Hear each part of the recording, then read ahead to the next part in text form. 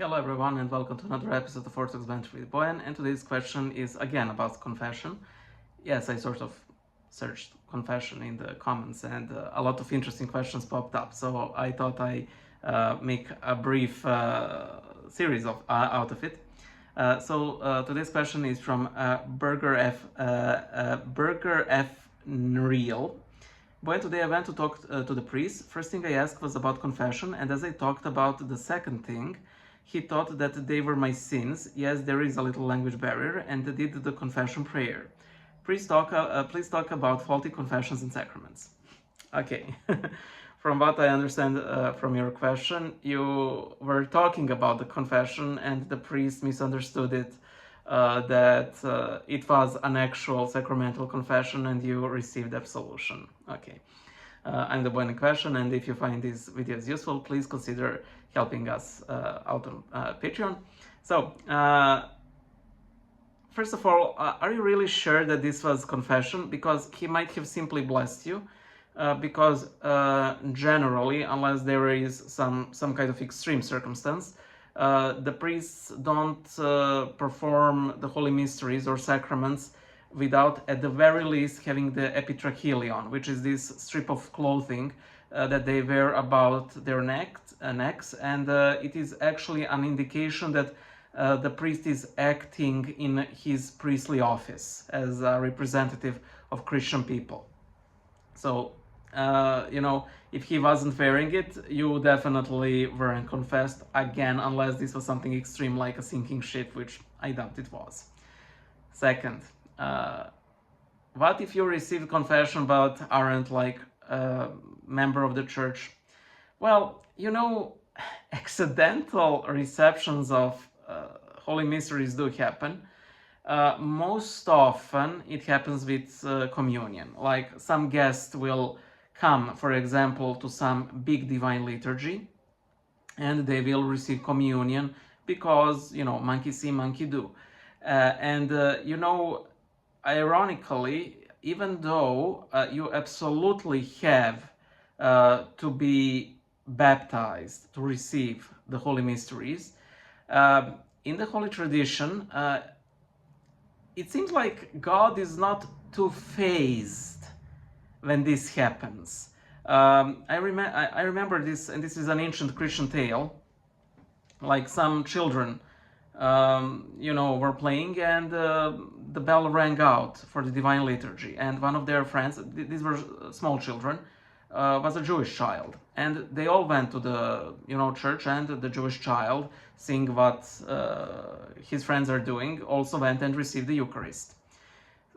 He went back to his home, and for some reason or another, he told to his father what he had done, and the father was infuriated, and he threw the child into a furnace. However, the fires wouldn't burn the child, which led to their conversion. So we have in this example, and again, this is like an ancient tale, but we have a very unusual case of actually holy mysteries working in an unbaptized recipient. And by the way, this is simply one tale in the tradition. This isn't a call, oh yeah, we should distribute the sacraments. No, we absolutely mustn't. However, I think that God do understands our weaknesses, that we tend to act on misinformation and so on.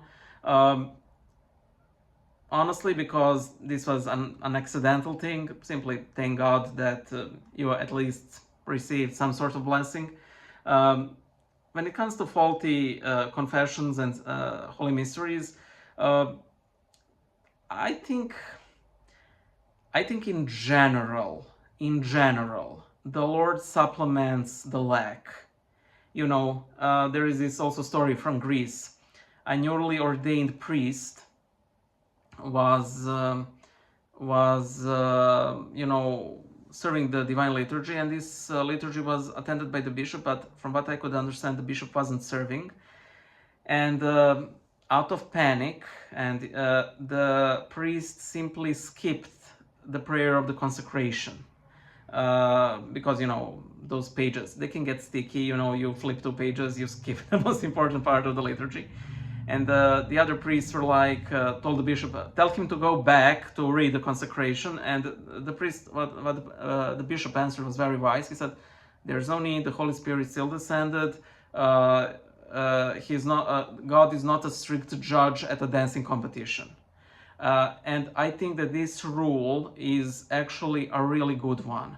Very often we are tempted to see God as this sort of like deity that we need to conjure through our ritual, which is not at all what it is, and things like this happen. Yes, there are some extreme cases where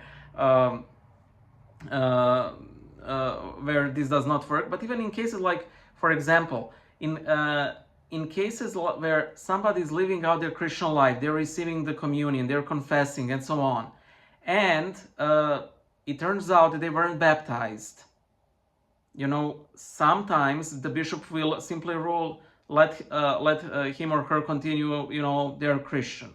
I know a person, it turned out that it became unverifiable if they were baptized, even though they were serving in the altar for like 10 years. I mean, as a candle bearer.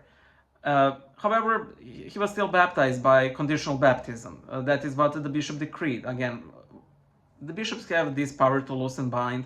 I know that I have to double check this, but I believe that in Bulgaria, it turned out that during the time of communism, some bishops were actually part of the secret services, and not only were they not consecrated, they weren't even baptized to begin with.